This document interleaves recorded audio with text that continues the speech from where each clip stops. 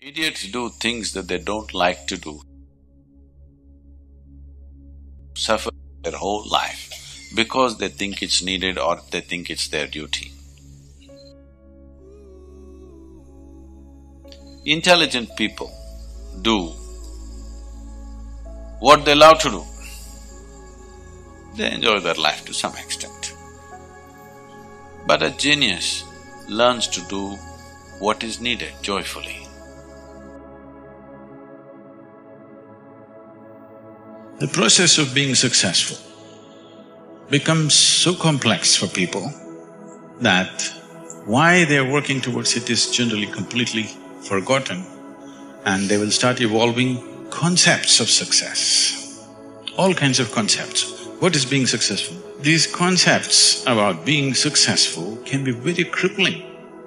And I've continuously been with people, they've reached a certain point of success and their concepts of success are not fitting, their life is not fitting into their concept of success and it's breaking it and they think something is going wrong.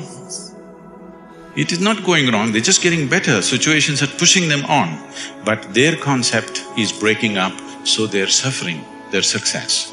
You will see any number of people going through these kind of things. When we talk about success, I'm sure all of you must be already having plans as to how to unfold this success in your life. Get your plans. Plan is good, but plans again can get caught up in things because you plan from what you know today. Nobody can plan from something that you do not know. Your plan means it is an exaggeration of today as a tomorrow. Right now you're here at a certain level, now you think, my plan means this must be 10 times more in this many years or whatever, or 100 times or 1,000,000 times or whatever. But plan is just essentially an exaggeration of what is today. Maybe there is a certain logic to it, maybe there is some understanding of the logistic attached to it, but essentially it's an exaggeration of today. That means in many ways it's ruled out whatever other possibilities which are not yet in your experience. So, plans can be debilitating.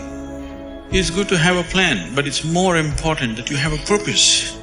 If you have a purpose, plans will evolve, things will happen, plans will fall apart, new things will come up. Whatever has to happen will happen. If you hold on to a certain purpose, other things will just serve that purpose. But if you are very committed to a plan as such, then plan can become a blueprint for restriction. It is also a possibility. It's all right to hold a plan, but you must hold a plan at a certain distance. You shouldn't get identified with the plan. The process of success. See, essentially success is a desire in every human being. You can put some fire into it and make it your passion. But if it becomes a need within you that you must be successful, otherwise you will suffer, then you are heading for a problem, a serious problem. Our passions can turn into poison if we start becoming resentful for the non-fulfillment of those passions.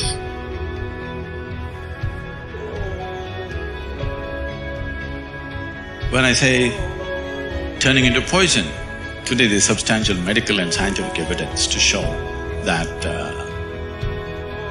if you become resentful, when you resent something, when you're angry with something, when you're frustrated with something, we can medically today check, we can do a little bit of blood work and show you're actually putting poison into your system. These are poisons that you drink and you hope somebody else will die. Life does not work like that. If you drink poison, you die, and it's fair. It's very fair, isn't it? If you drink poison, you must die. I drink poison, I want him to die. It doesn't work like that. So these emotions always take away the fundamental ability.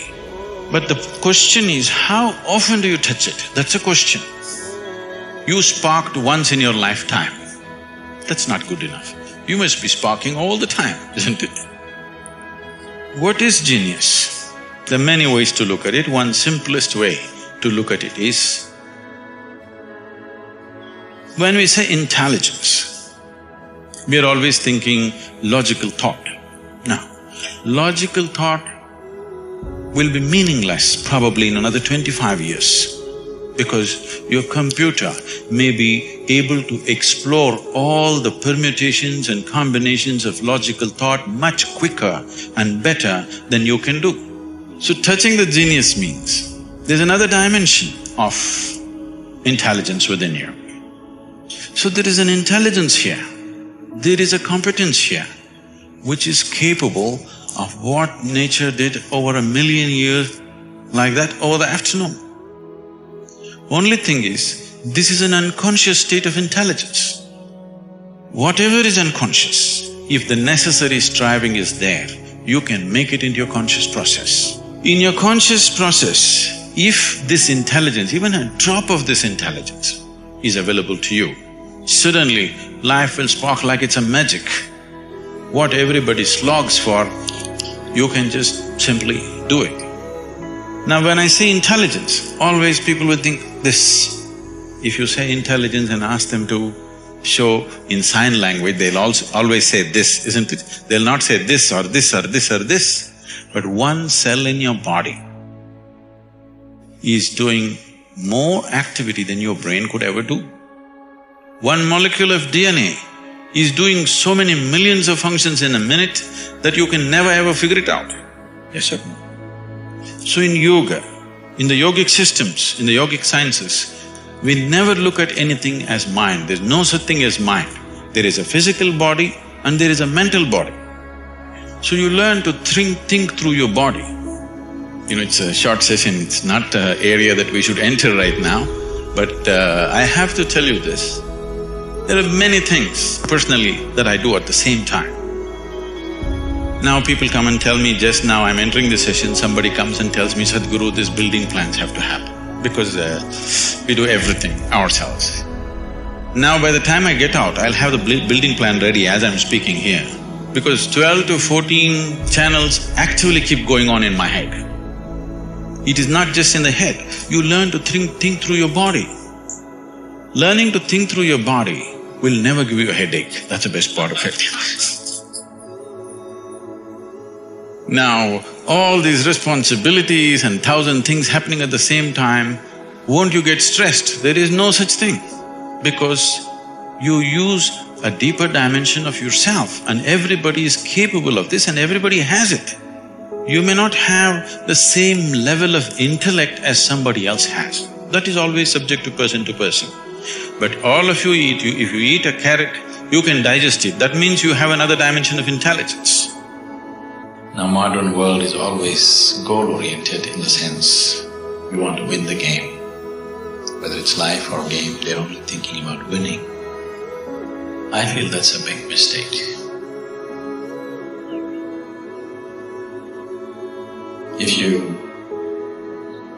People don't win a game because they want to win a game. Who doesn't want to win? Everybody wants to. People win a game because they play well, isn't it? Any team wins because they play well, not because they want to win. Who doesn't want to win? You know, we say in yoga, if you keep one eye on the goal, you have only one eye to find your way. That's not a good way to play a game. It's better both your eyes are on the game. The winning, the cup and the accolades are things which happen because we play a game well. It's not because we want them, it'll happen. Because we play well, it happens.